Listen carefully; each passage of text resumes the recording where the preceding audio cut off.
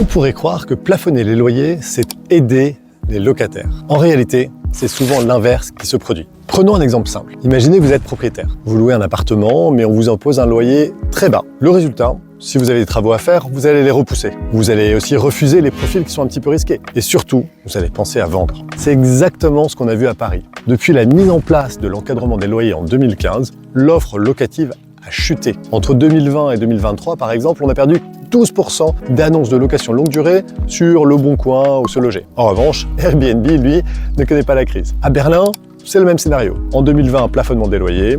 Le résultat, une chute des mises en location.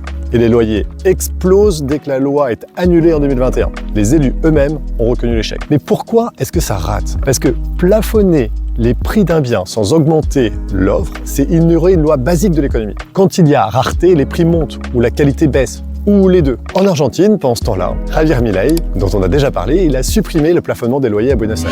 Le résultat, plus 170% d'offres et 40% de baisse des prix. Alors, si on veut vraiment aider les locataires, pourquoi ne pas libérer du foncier, simplifier les normes, accélérer les projets plutôt que de plafonner le loyer? Et donc vous, qu'est-ce que vous préférez? Vous préférez un loyer plafonné pour un logement que vous n'aurez probablement jamais ou simplement un logement qui est disponible? Voilà, je voudrais vos commentaires, que me dites ce que vous en pensez et ce que vous avez vu dans votre ville. Merci.